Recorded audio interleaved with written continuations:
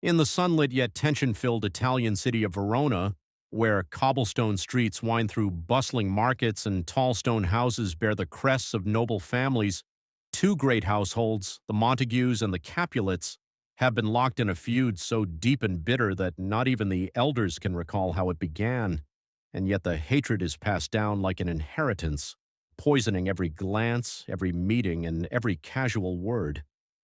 Servants from either side cannot cross paths without trading insults, and young men, full of pride and quick tempers, are eager to draw their swords over the smallest provocation. Prince Aeschylus, the ruler of the city, weary of blood-staining his streets, has declared that any further brawling will be punished by death. In this tense atmosphere, young Romeo Montague wanders the streets not in search of a fight, but in the throes of melancholy, his thoughts consumed by a girl named Rosalind, whose beauty enchants him yet whose heart remains closed to his love, for she has sworn never to marry.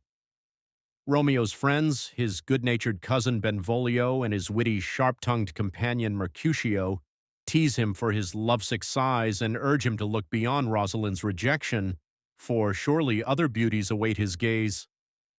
Meanwhile, within the grand halls of the Capulet household, preparations are underway for a lavish masked ball, a night of music, dancing, and courtly display, where Count Paris, a nobleman favored by Lord and Lady Capulet, will have the chance to woo their only daughter, Juliet, a young woman of just 14, innocent and obedient, yet with a mind and spirit capable of deep feeling.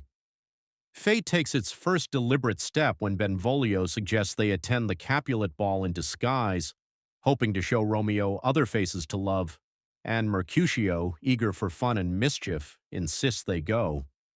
Romeo, though reluctant, agrees, still dwelling on Rosalind but curious enough to follow his friends.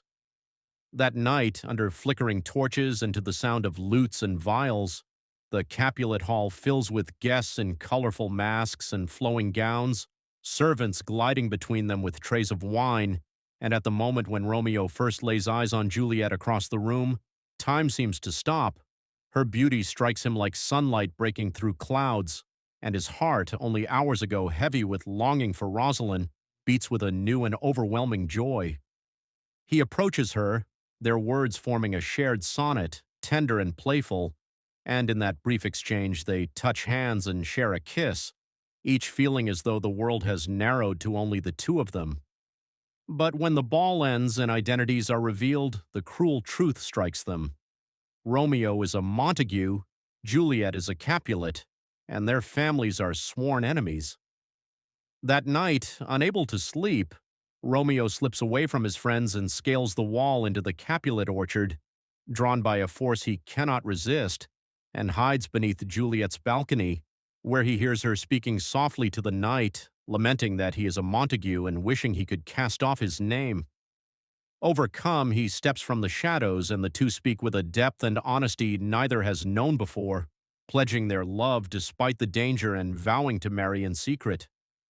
At dawn, Romeo hurries to Friar Lawrence, a wise and gentle priest who tends to both spiritual matters and the herbs in his garden, and though the friar chides Romeo for so quickly forgetting Rosalind, he agrees to perform the marriage, hoping that this union might end the hatred between the families. The very next day, in the quiet of the friar's cell, with only Juliet's nurse as a confidant, Romeo and Juliet are wed, sealing their fates with vows of love and loyalty. But even as they dream of a future together, trouble brews in the streets. Tybalt, Juliet's hot-tempered cousin, enraged that Romeo dared to attend the Capulet ball, comes seeking him for a duel. When Tybalt confronts Romeo, hurling insults, Romeo refuses to fight, now seeing Tybalt as family through his secret marriage. But Mercutio, unable to bear the perceived insult to his friend's honor, draws his sword. In the heat of the fight, Romeo tries to intervene, but Tybalt strikes Mercutio a fatal blow, and as Mercutio dies, cursing both Montagues and Capulets, grief and rage consume Romeo, driving him to kill Tybalt in turn. The prince arrives, witnesses the aftermath, and unwilling to spill more noble blood, spares Romeo's life but banishes him from Verona under a penalty of death should he return. That night, Romeo steals into Juliet's chamber and they share their wedding night, their joy shadowed by the knowledge that come morning he must flee to Mantua. At dawn, they part in tears, Juliet gazing down from her balcony as Romeo descends, their hearts aching with every step of separation. No sooner has Romeo gone than Lord Capulet, eager to lift Juliet's spirits and secure her future, announces that she will marry Count Paris in just a few days. Juliet, horrified, refuses, but her father, unused to defiance, explodes in fury, threatening to disown her if she disobeys. With no one else to turn to, Juliet rushes to Friar Lawrence, who, moved by her desperation, devises a perilous plan. She will drink a potion that will slow her pulse and breathing, making her appear dead for 42 hours, during which her family will lay her in the Capulet tomb. Meanwhile, the friar will send word to Romeo in Mantua to come and take her away when she wakes. That night, alone in her room, Juliet steels herself and drinks the potion, collapsing as the liquid takes hold. In the morning, the nurse finds her cold and unresponsive, and the Capulets, struck with grief, prepare her body for burial, laying her in the dim, stone-walled family tomb among the ancestors. But fate, relentless in its cruelty, ensures that the friar's message never reaches Romeo. Instead, his servant Balthazar arrives in Mantua and tells him Juliet is dead. Overcome by despair, Romeo resolves to die beside her, riding back to Verona after purchasing poison from a poor apothecary who warns him of its lethal power. At the tomb, he encounters Paris, come to mourn his bride-to-be, and in the clash that follows, Romeo kills him, laying Paris's body beside Juliet's before turning his gaze to her face, still as beautiful as the night they met. Speaking words of love and sorrow, Romeo drinks the poison, and its swift venom freezes his heart.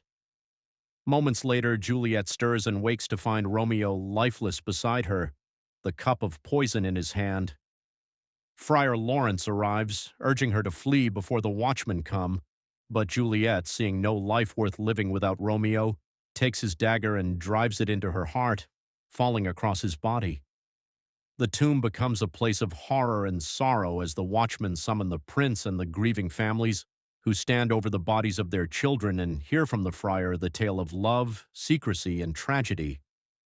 Prince Aeschylus rebukes them, declaring that their hatred has brought heaven's punishment upon them, and in their grief, Lord Montague and Lord Capulet clasp hands, vowing to end their feud and to honor Romeo and Juliet with golden statues.